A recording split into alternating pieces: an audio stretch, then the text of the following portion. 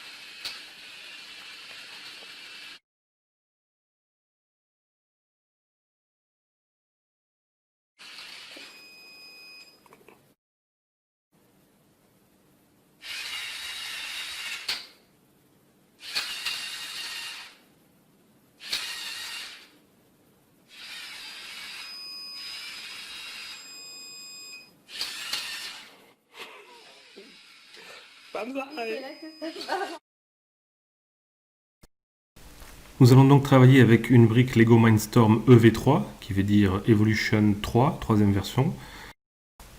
Mais le principe reste le même avec les briques NXT, Next. Donc le principe c'est d'aller manipuler le bouton droit, la flèche droite de votre Lego, de votre brique EV3 à la Mindstorm pour aller dans la partie connexion et puis ensuite rendre le Bluetooth disponible puisqu'il va y avoir une connexion entre le Bluetooth et votre smartphone. Donc Bluetooth, cliquez dessus pour l'activer, visibilité oui, pour qu'il soit disponible par les autres, visible par les autres smartphones. Donc activer le Bluetooth et puis ensuite on ira chercher, appairer, faire une connexion entre la brique EV3, le robot, et notre smartphone avant de lancer notre programme dans App Inventor.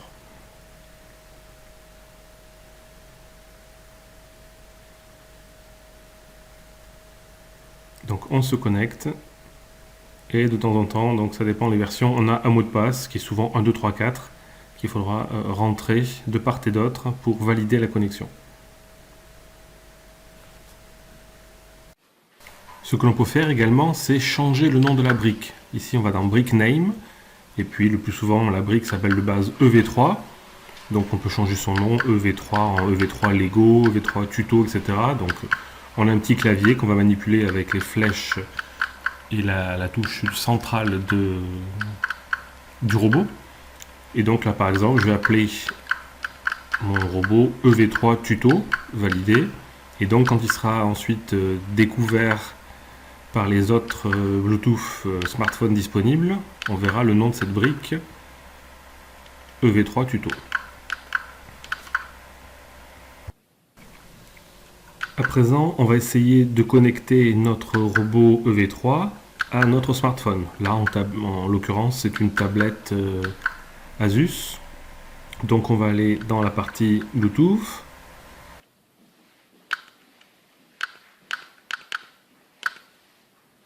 On se connecte à l'un des deux périphériques disponibles, en l'occurrence ici Asus Transformer. Et voilà, connected. On a une connexion qui a été établie entre les deux Bluetooth. Si deux Bluetooth sont appairés pour la première fois, vous pouvez laisser le code qui est proposé, 1, 2, 3, 4. Sur l'autre machine, tapez le même code évidemment, 1, 2, 3, 4, valider. Et ensuite, ces deux machines seront appairées et pourront se reconnaître les prochaines fois sans forcément avoir à réutiliser le code de sécurité. Donc on appuie sur la machine qu'on veut, connect. connexion. Et à partir de là, les deux Bluetooth sont connectés. Donc là, en l'occurrence, notre tablette où il va y avoir App Inventor et notre robot. À présent, nous allons rentrer dans le vif du sujet et aller coder notre application. Donc pour cela, comme toujours, on va se diriger sur l'URL appinventor, donc ai2.appinventor.mit.edu. Et puis toujours le même principe, login et mot de passe de vos comptes Google. On va donc cliquer sur continuer. Si ça passe un petit peu vite, on est dans le grisé, on remonte l'ascenseur et on va cliquer sur continuer. Et on va donc créer un nouveau projet. Donc Start New Project, on va l'appeler par exemple tuto underscore Lego Mindstorms. Validé, ok. Le projet est créé. On peut commencer par changer le titre. Donc dans le title, on vient mettre Lego par exemple. On vérifie qu'on a bien ici Lego, notre titre tuto Lego Mindstorm, ok. Et donc à présent, on voudrait avoir ici une zone de contrôle. Donc on va utiliser par exemple un canvas qui va nous permettre d'appuyer sur certaines parties du canvas, sur des flèches par exemple, pour faire avancer le robot en haut, en bas, à droite, à gauche. Donc on se dirige vers la palette Drawing and Animation et on prend un canvas qu'on dépose ici. En largeur, on va dire Fill Parents, largeur aussi large que la fenêtre, parente, que Screen 1, et hauteur, on peut mettre 80% par exemple. 80% validé. Ok, ça c'est notre zone canvas de travail. On peut éventuellement changer sa couleur de fond, par exemple ici passer en orange par exemple pour mieux visualiser. Ensuite, on va utiliser un image sprite, donc un élément qu'on va afficher à l'intérieur du canvas. On va lâcher par exemple ici. Et cette image sprite, ça sera par exemple notre flèche vers le haut. Donc on va renommer cette image sprite haut, vers le haut.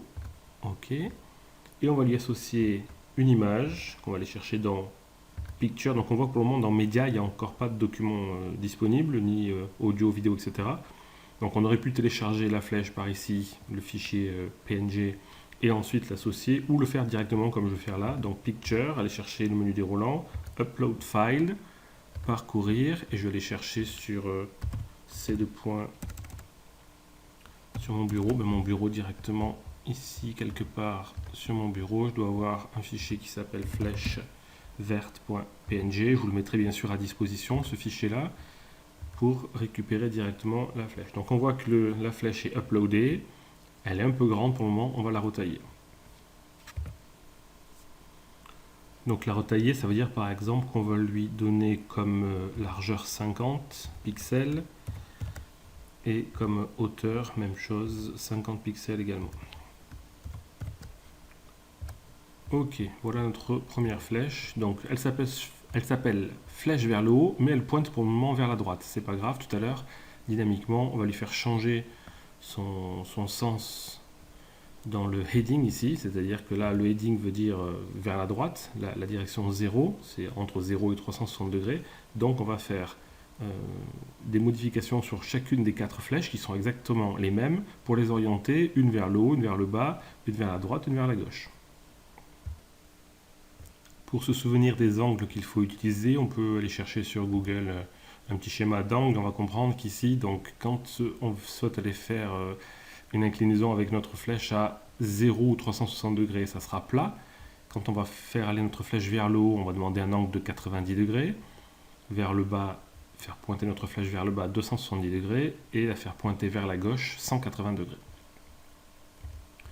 Donc ici, notre première flèche qui sera vers le haut doit pointer avec un heading à 90 degrés. Donc il ne va rien se passer matériellement, physiquement sur notre espace de travail, puisque là on est juste en train de débugger. C'est quand on sera connecté en USB par exemple à notre smartphone que ce heading là va prendre effet et cette flèche va être retournée dans le bon sens, c'est-à-dire vers le haut, en l'occurrence ici à 90 degrés. Donc là, on va faire la même chose 3 fois. Ici, pour demander un autre ImageSprite qu'on va renommer vers le bas, ImageSprite concernant la flèche du bas. On va faire, c'est un peu rébarbatif, mais toujours exactement la même chose. Donc on va uploader l'image de la flèche. On va lui redonner 50 et 50 en largeur et en hauteur.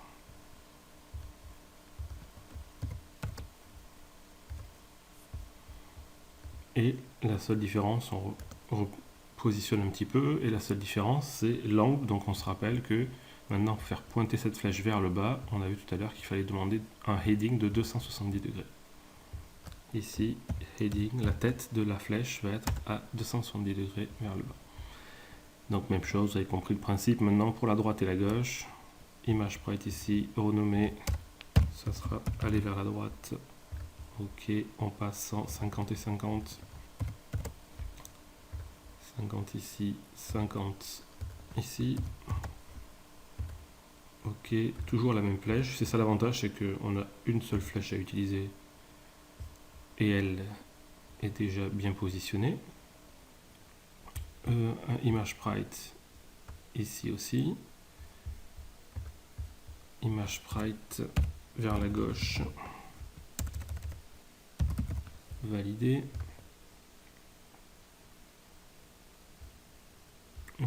Donc Picture, toujours la même flèche. Ok. Et la largeur, toujours 50. La hauteur, toujours 50.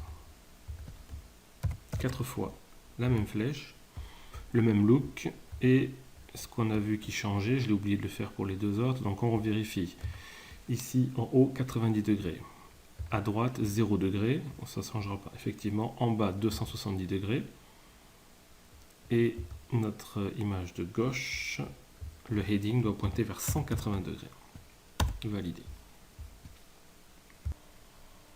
À présent, on voudrait visualiser ce que donne cette application sur une vraie tablette ou un vrai smartphone Android. Donc on va se connecter. Tout d'abord, n'oubliez pas d'aller lancer en tâche de fond votre programme iStarter qui fait, comme vous le savez, le lien entre votre projet qui est sur Google, sur le cloud, et votre device. Ça peut être l'émulateur, ça peut être le smartphone, une tablette connectée en USB. Donc ça va tourner en tâche de fond, vous iconifiez, et puis on essaye de faire Connect USB pour injecter ce programme vers le smartphone.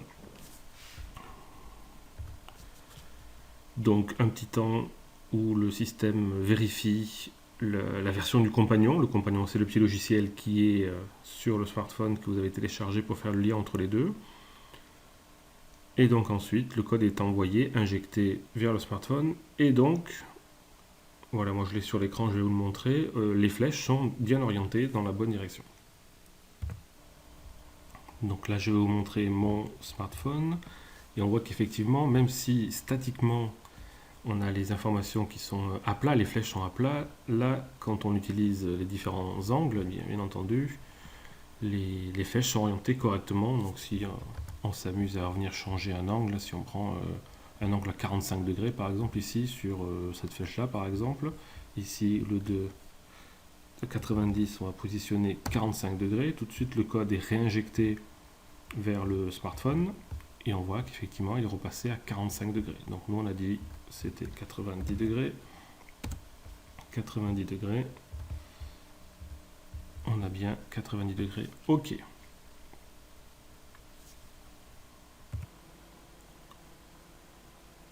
On a à peu près fini la partie graphique de notre interface Home Machine. Là, ce qu'on peut faire, c'est revenir sur notre canvas et remettre le background couleur de fond à rien, c'est-à-dire que maintenant nos flèches seront blanches. Et ce qu'il va falloir rajouter également, c'est un menu déroulant. On verra tout à l'heure pourquoi. Enfin, ce sera pour choisir une des connexions Bluetooth. Donc on va aller chercher un list picker et le mettre ici. On peut déjà changer son nom. Donc ici, dans son texte plutôt, on va mettre choisir une connexion Bluetooth. Ok, on peut dire aussi large que la fenêtre, donc automatique passant fill parents pour la largeur. Et puis on a également besoin donc de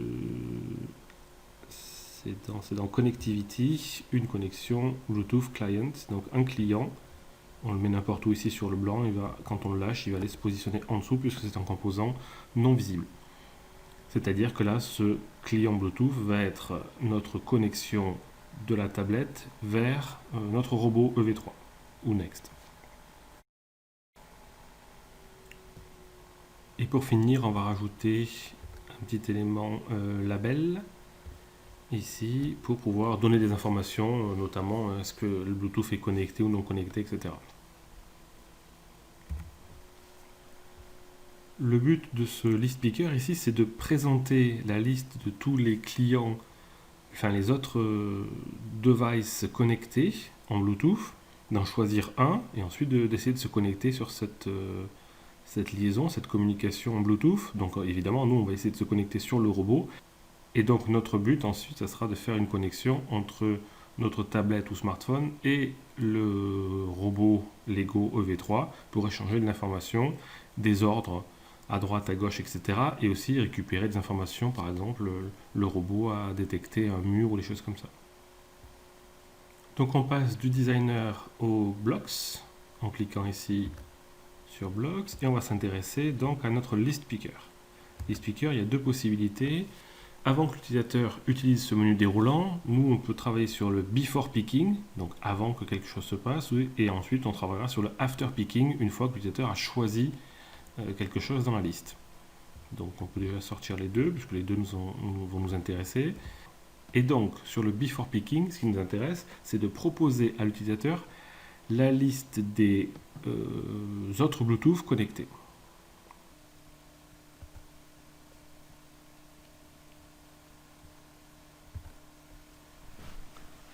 Donc pour rappel, pour aller chercher ce qu'on a comme connexion Bluetooth, on va se connecter ici en haut à droite sur Bluetooth.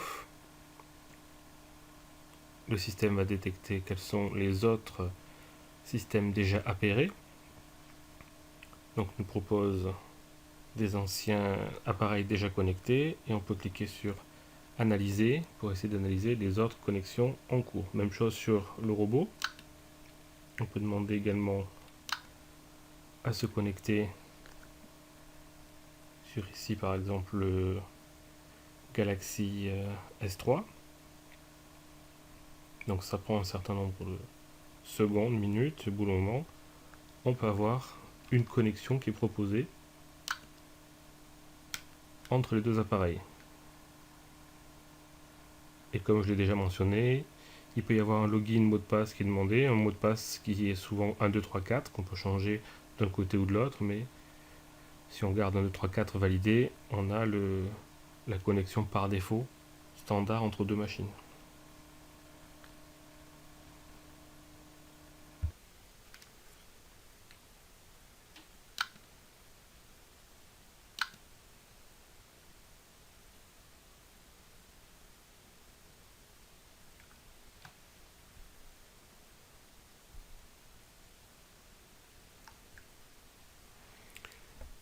Et donc là, à un moment donné, on reçoit sur le smartphone une demande de login mot de passe, enfin de mot de passe plus exactement. Donc de l'autre côté, on avait le code 1, 2, 3, 4. Là, on va mettre la même chose. 1, 2, 3, 4 est validé. Et donc, on a une connexion maintenant. On la voit ici. EV3 tuto est appairé avec le smartphone connecté à App Inventor. On va pouvoir maintenant faire des connexions au sein d'App Inventor, mais il fallait d'abord faire cette opération de connexion au-dessus d'App Inventor, c'est-à-dire sur l'OS Android. Donc à présent on revient sur nos blocks, on en était là, before picking et after picking concernant le list picker, et pour rappel le but c'est de présenter à l'utilisateur la liste des Bluetooth connectés. Donc on va demander à aller chercher Bluetooth Client et aller chercher dans ce client Addresses and Names, quelles sont les adresses MAC des ordinateurs ou des smartphones qui sont connectés en Bluetooth. Et donc on va présenter ça dans la liste picker. Donc on va aller chercher list picker et on va demander à ce que les éléments de cette liste prennent pour valeur les adresses ename qui seront proposées. Donc ma connexion a lâché, on va tout de suite refaire un connect USB. Connect USB sur le smartphone. Essayez donc de voir ce que ça donne lorsqu'on va présenter à l'utilisateur la liste dans un menu déroulant. Et donc une fois que le code a été injecté, la connexion est établie. Donc on va pouvoir venir cliquer maintenant sur choisir une connexion ici, et donc c'est pour le before picking qui nous intéresse, voir si effectivement on obtient une liste de périphériques connectés et donc identifiables. Effectivement on a les adresses MAC ici, et puis ensuite le nom logique du Bluetooth connecté, EV3 tuto pour notre robot, et d'autres PC, smartphones, etc. qui sont disponibles. Donc je choisis le premier tout en haut par exemple, EV3 tuto, et pour le moment il ne se passe rien puisqu'on n'a rien décidé pour le moment dans After Picking. C'est là qu'on va devoir expliquer que faire maintenant une fois qu'on a choisi ce composant là, ce Bluetooth, ce client, se connecter à ce smartphone, cette tablette. Une fois qu'on a choisi un partenaire, se connecter et pouvoir échanger des messages avec ce client Bluetooth. Donc à présent, on va essayer de venir travailler sur le after picking. Une fois que l'utilisateur a choisi à qui il veut se connecter, on va se servir de ce label ici pour venir afficher connexion réussie ou connexion échouée selon les cas. Donc on revient sur nos blocks, on s'intéresse, donc j'ai un peu perdu les éléments, on revient ici sur nos blocks, on s'intéresse à Bluetooth Client et on va essayer de faire un connect address, se connecter à l'adresse, et à qui exactement on va aller chercher dans list picker selection, c'est-à-dire sous-entendu la sélection qui a été faite par l'utilisateur, qui a été sélectionné dans la liste. Et on va faire un if, dans contrôle on va aller chercher un si alors sinon. Si on a réussi à se connecter, alors on va écrire dans le label connexion réussie, set label text to, on va dire par exemple ici, je prends un texte qui dit connexion réussie, connexion Bluetooth réussie. Dans le cas contraire, on va aller ouvrir ici pour aller venir chercher un else, CTRL-C, CTRL-V pour en faire un double, et connexion échec de la connexion, ou ce que vous voulez, échec de la connexion Bluetooth, et puis recommencer ou quelque chose comme ça. Donc bon, on verra plus tard, mais pour le moment expliquer à l'utilisateur que la connexion a raté, a échoué. Et ce if vient se connecter ici, se placer ici dans le after picking.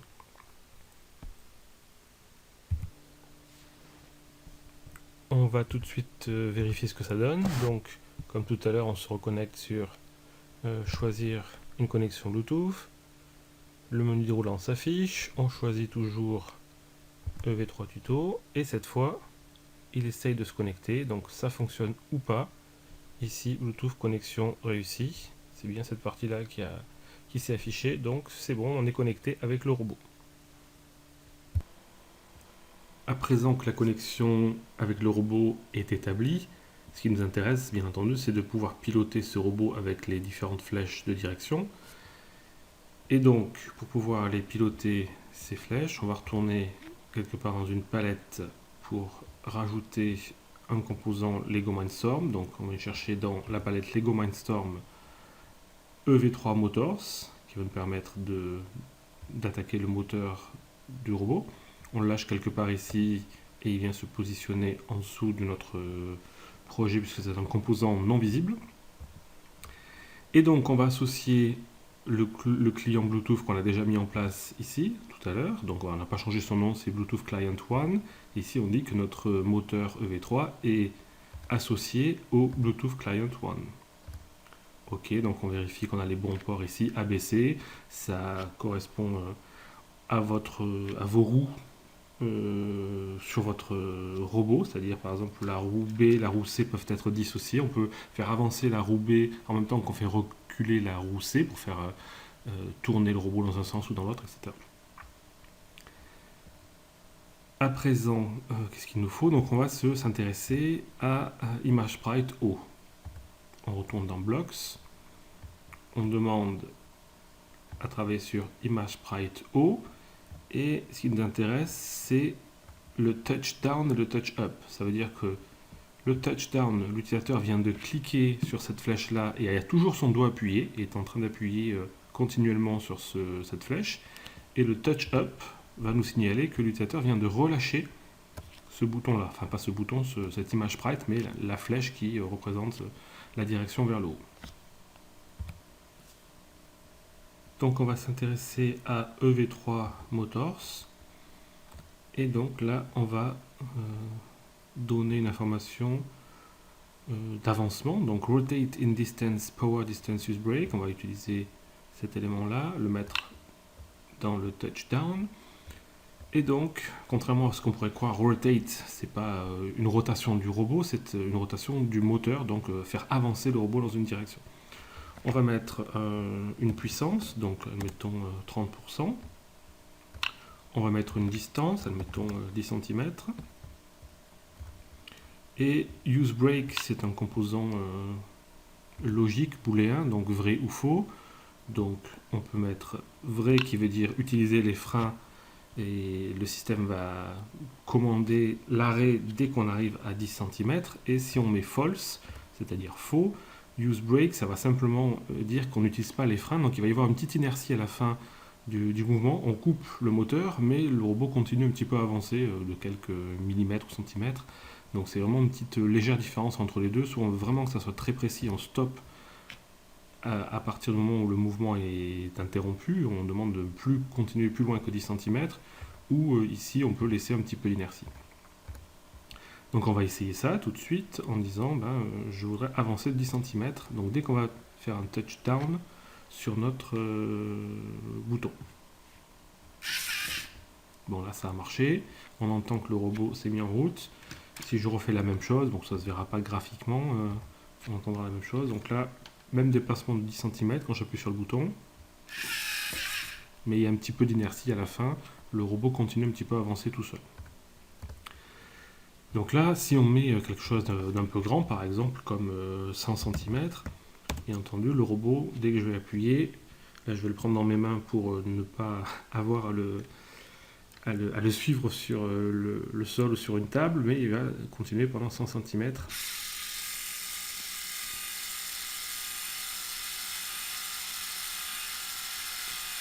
Voilà. Bon, voilà, il a fait son petit trajet. Donc ce qu'on peut faire, c'est de proposer ça, mettre quelque chose d'assez grand, 100 cm, et sur le touch-up, dès que la flèche est relâchée, utiliser un moteur, un frein, pardon. Donc on va utiliser un use brake, ça doit être vers le bas, stop, ici. Donc on va demander à stopper, et pareil, on utilise un CTRL-C, CTRL-V, oui on utilise le frein précisément. Donc ce qui veut dire que là, c'est au moment où j'appuie sur le bouton touchdown que cette commande-là se met en route, mais elle est tout de suite interrompue dès que je lève mon doigt de la flèche. Test. Hop. Je refais un petit peu, je laisse un peu plus longtemps cette fois. Mon doigt est appuyé, je lâche, il s'arrête automatiquement.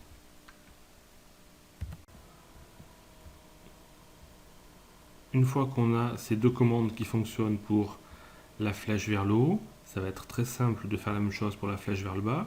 C'est la magie du copier-coller. Donc CTRL-C, CTRL-V pour touchdown et même chose pour touch-up. CTRL-C, CTRL-V. On voit bien entendu des triangles rouges qui nous disent attention, vous avez fait la même commande deux fois, évidemment, puisqu'on vient de faire des copier-coller. Et tout de suite, on ouvre les menus déroulants. Et donc là, on dit je vais m'intéresser non plus à ImageSprite haut, mais ImageSprite bas. Même chose, ImageSprite bas pour le touch up. Et par contre, je vais modifier ici la puissance. Power, au lieu de faire 30% vers l'avant, moins 30 vers l'arrière. Et puis c'est bon, on a terminé. Donc je peux tester reculer ma flèche. Donc j'appuie sur la flèche du bas cette fois. Je lâche. Vers le haut, ça avance. Je lâche. Vers le bas encore une fois. Je lâche. Voilà, ça fonctionne parfaitement. vers l'avant et vers l'arrière. On va s'attaquer maintenant aux rotations droite et gauche. Mais juste avant de passer aux rotations, on peut quand même vérifier quelque chose, c'est que là, on s'est un petit peu embêté à utiliser un système un peu compliqué avec une puissance power à 30, une distance de 100, etc. Alors que notre but, nous, c'est de faire en sorte que quand l'utilisateur appuie sur le bouton, ça avance, de manière indéfinie quasiment, et dès qu'il relâche le bouton, ça s'arrête. Donc on a plus simple si on veut, comme ça on aura utilisé les deux, celui-ci qui fonctionne très bien, mais une autre possibilité aussi, c'est d'utiliser une rotation indéfinie, et on a juste simplement à indiquer une puissance de 30 et pas besoin d'utiliser une distance puisque c'est tant que l'utilisateur clique sur son bouton, ça fonctionne. On va essayer ça, donc ça simplifie un petit peu le programme puisque l'on fait un copier-coller exactement la même chose. Donc pour ma touche vers le haut, ma flèche vers le haut, c'est ces deux composants qui sont utilisés. Pour la flèche vers le bas, c'est de là. Donc on va tester en direct. On avance en appuyant sur le bouton. On lâche, même chose dans l'autre sens pour aller vers le bas. Non, je me suis trompé dans le bas, il faut mettre moins de 30 bien sûr. Moins de 30 pour que ça parte en arrière. Vérifions. Très bien pour l'arrière. L'avant remarche. Voilà. Donc ces deux-là, on les a testés tout à l'heure, mais ici on n'en a plus forcément l'utilité. C'était l'un ou l'autre. Supprimer ou OK. Supprimer OK. On a quelque chose de plus simple. Là, on va vraiment maintenant commencer à s'attaquer aux rotations. Les deux flèches gauche et droite. Donc pour les rotations, première chose à vérifier, c'est de retourner dans le designer et de vérifier au niveau de votre EV3 Motors ici que vous avez, donc selon le cas, selon le type de robot EV3 que vous avez, B et C ici. C'est-à-dire, qu'est-ce qui commande actuellement ma roue droite et ma roue gauche? C'est le moteur B et C. Si vous avez A, B, C par exemple, et que c'est pas forcément le même type de robot, il va falloir ajuster. Moi, une roue droite, une roue gauche, ici c'est B et C, et si c'est un robot chenille, etc., ça ne fonctionne pas forcément de la même manière. Donc le plus classique, c'est effectivement moteur B et moteur C qui vont piloter la roue droite et la roue gauche de manière synchrone ou asynchrone.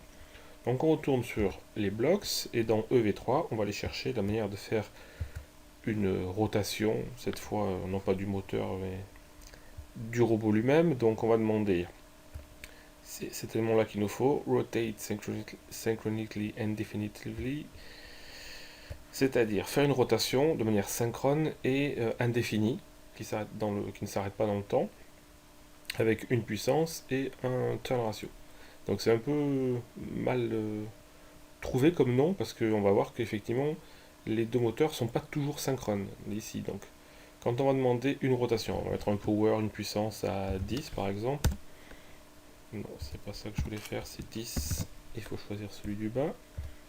Ici, et donc ce qu'il faut comprendre, c'est à quoi sert le deuxième paramètre. Turn ratio, c'est le ratio qui va permettre de faire tourner le robot. Donc s'il est à 0 par exemple, on va tester un ratio à 0, ça veut dire qu'il n'y a pas de...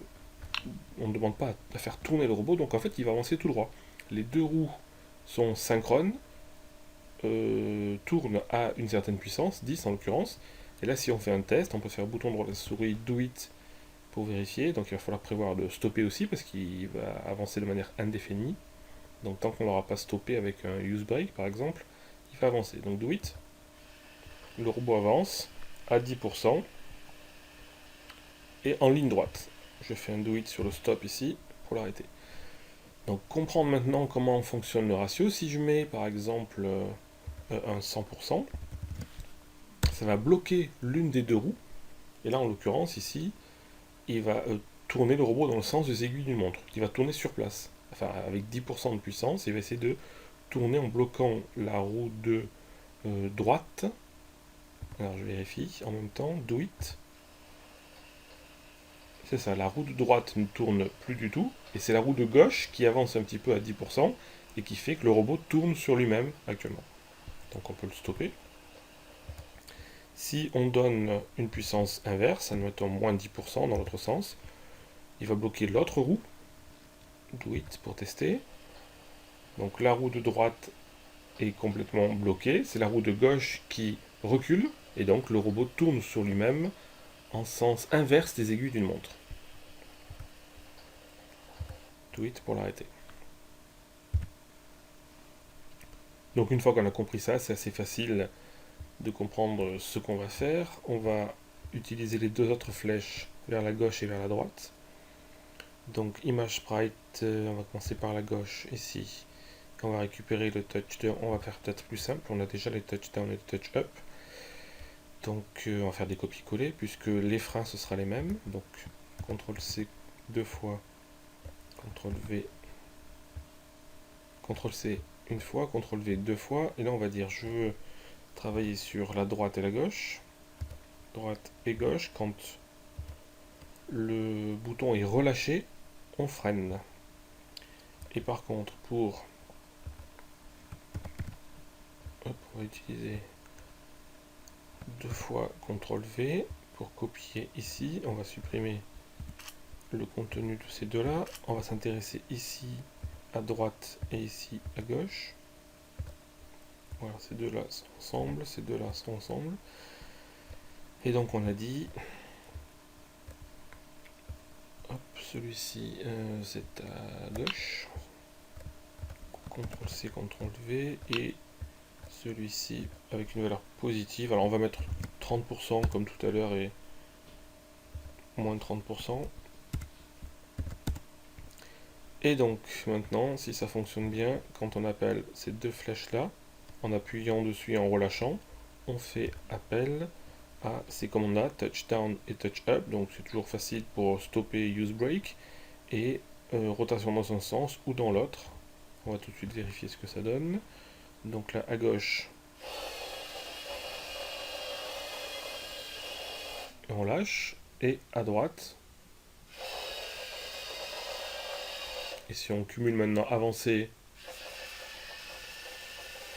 tourner à droite, lâcher, avancer un petit peu, tourner à droite, lâcher,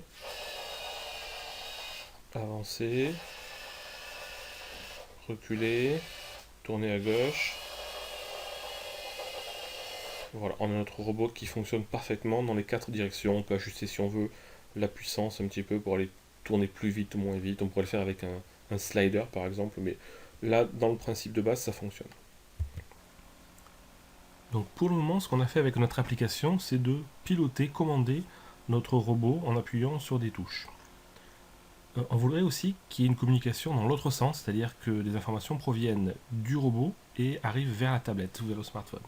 Par exemple, ici, quand on s'approche d'un mur et qu'on voudrait détecter un obstacle. Donc là, on va rajouter dans Designer, on va venir dans la palette Lego Mindstorm, on va venir chercher Ultrasonic Sensor, donc un capteur d'ultrasons. On va poser ici, c'est un composant non visible qui va se placer juste en dessous. Et donc bien sûr, comme tout à l'heure, on va raccrocher ce composant ultrasonique à un client Bluetooth. C'est le seul et unique qu'on a déjà sur notre projet Bluetooth Client 1, celui-ci, qui lui-même est appairé, comme on l'avait expliqué tout à l'heure.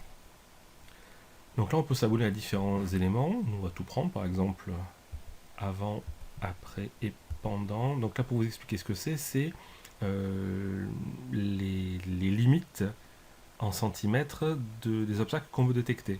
Donc par exemple, là, je dis que je veux détecter un obstacle à partir de 30 cm, en dessous de 30 cm, et je peux aussi détecter qu'on a passé 90 cm, donc l'obstacle est éloigné d'au moins 90 cm. Et entre les deux, donc ça sera une zone aussi qu'on peut détecter. Est-ce qu'on est plus bas que 30 cm, plus haut que 90, ou entre les deux? On pourrait faire des choses en fonction de ces trois types d'événements. Il faut bien ici détecter sur quel capteur on est en train d'utiliser le sensor. Donc on vérifie à l'avant de notre robot, on a deux petits capteurs rouges ultrasons. On vérifie en suivant le fil où est-ce qu'il est connecté. Donc à l'arrière du robot, on voit s'il est sur le port 1, 2, 3 ou 4. Donc là, je vérifie pour le mien. Donc ce capteur-là est sur le port numéro 4. Donc on vient dire ici, le capteur ultrason est sur le port 4. On travaille en centimètres ou en pieds, en inch, etc. Donc là, c'est en centimètres, bien sûr. Et on s'abonne aux trois types d'événements. Above range, c'est-à-dire en dessous de la limite fixée ici, 30. Below range, above range, c'est au-dessus. Below range, c'est en dessous. et within, c'est au milieu, entre les deux, entre 30 et 90 cm. Ok, donc on repart dans les blocks, et maintenant on va s'intéresser à toujours notre capteur ultrasonique, et on a les trois types d'informations qu'on vient de voir. Est-ce qu'on est en dessous, au-dessus ou au milieu de la zone? Donc below range va nous intéresser ici, c'est-à-dire qu'on vient de passer en dessous de 30 cm. Notre robot est en train d'avancer, et il a un obstacle devant lui, un mur, un objet, etc. Puisque on a détecté, on le redit ici, que en dessous de 30 cm, on voudrait être notifié de cet événement. C'est ce qui va faire cette commande ici, être notifié dès qu'on passe en dessous de X cm. Donc qu'est-ce qu'on pourrait faire? Donc par exemple changer la couleur du canvas. Le canvas qui est ici couleur known pour le moment, pas de couleur. On pourrait passer automatiquement de manière calculée, disons, à la couleur qui nous intéresse, en mettant rouge bien sûr pour dire attention il y a un obstacle. Donc on va chercher notre canvas, on va demander quelle est sa couleur de fond, à changer sa couleur de fond, set background color to, et bien sûr on va aller chercher une couleur un peu flashy, du rouge. Donc là, théoriquement, cette information, dès que le capteur ultrason du robot détecte qu'on est en dessous de 30 cm, il envoie à la tablette l'information et nous, on affiche ça sur notre smartphone. On change la couleur sur notre smartphone, couleur de fond en rouge. Et on va en profiter pour stopper aussi le robot. CTRL-C, CTRL-V pour dire on ne voudrait pas que le robot aille foncer dans le mur, donc on va tout de suite stopper le moteur. On va pouvoir aussi détecter qu'on est au milieu de notre bande d'information, c'est-à-dire nous on a demandé entre 30 et 90 cm. Donc là si on est au milieu des deux, on va pouvoir aussi détecter cet événement. Within range. Donc là on va changer la couleur de fond, on va mettre par exemple du orange, peu importe. Donc on reclique sur la couleur ici pour aller chercher la palette et on va prendre un orange, celui-ci par exemple. Et troisième possibilité, c'est on est above range. Donc là tout va bien. Si on est au-dessus 90 cm, on va pouvoir dire on reste en vert. Donc pour qu'on ait un retour, tout ça pour faire en sorte qu'on ait un retour sur notre smartphone, sur la tablette donc, connecté en USB, pour dire si l'obstacle est situé au-delà de 90 cm, on est en vert. Dès qu'on s'approche un petit peu entre 30 et 90, on passe en orange, et en dessous de 30 cm, on va stopper les moteurs et passer en rouge. On va pouvoir tout de suite tester ce que ça donne sur le smartphone en réel.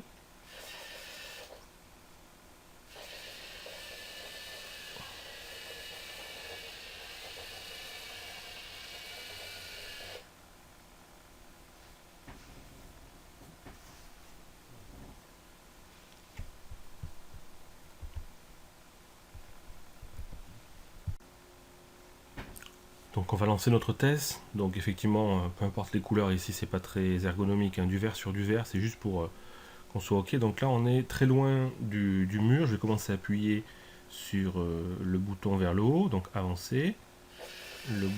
Le robot avance, il passe en orange,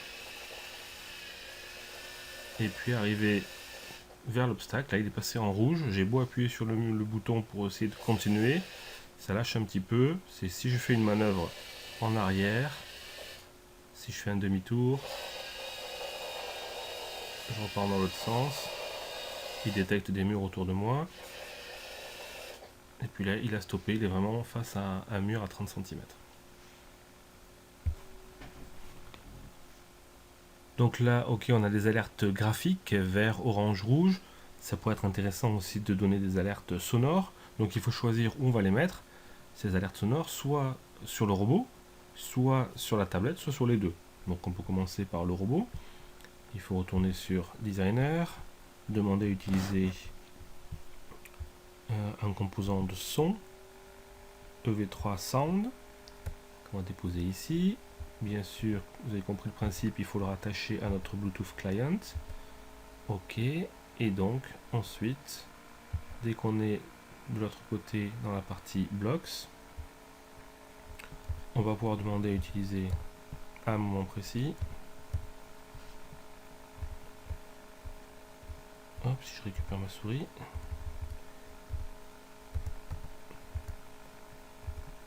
Le EV3 Sound, ça y est. Donc EV3 Sound, qu'est-ce que je peux faire dessus?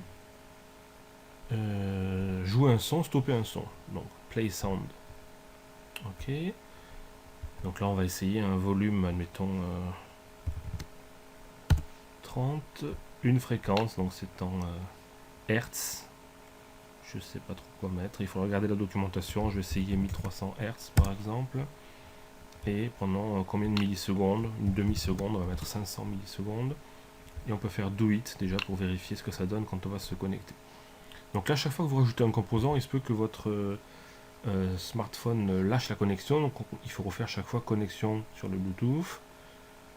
Redemander votre brique logicielle EV3 et revérifier que la connexion a bien eu lieu. De temps en temps, ça met Unable to connect le device, donc il n'a pas forcément pu l'appairer encore une fois, donc il faut recommencer.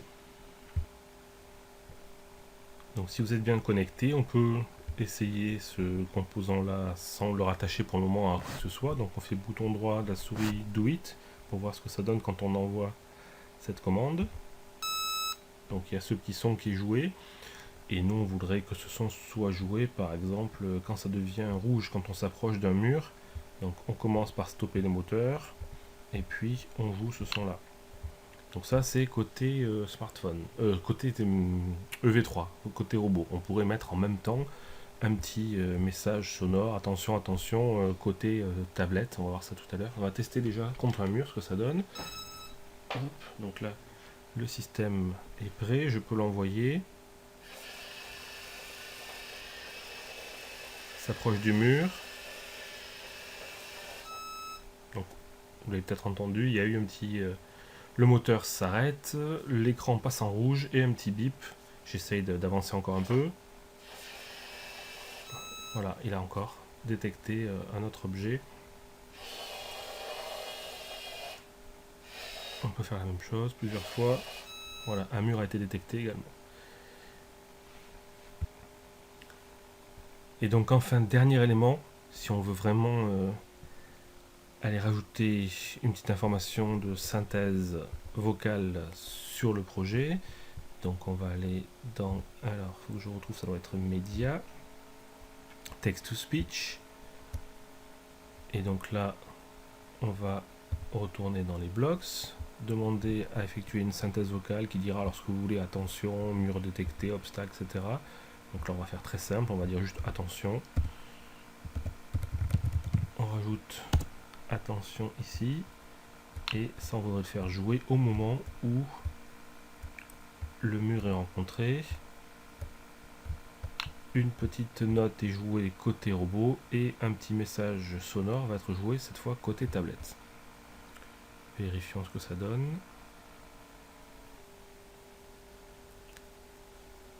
Et donc là, on va tester tout ça. Donc avancer vers un obstacle.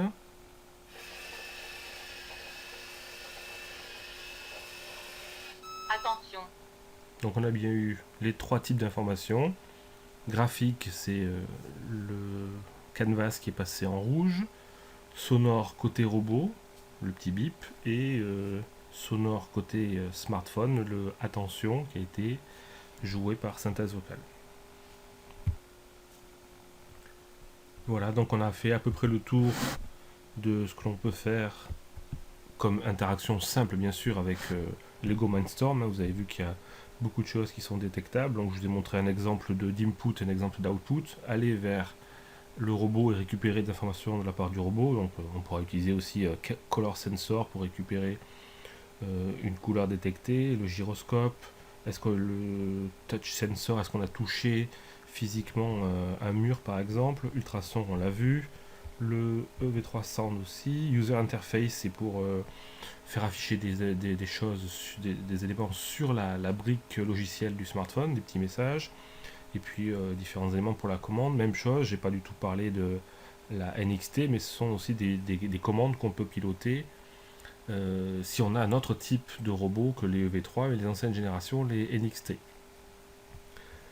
Voilà, j'espère que ce tuto vous aura appris à mettre en œuvre une communication entre un robot Lego Mindstorm EV3 ou Next et votre smartphone tablette Android.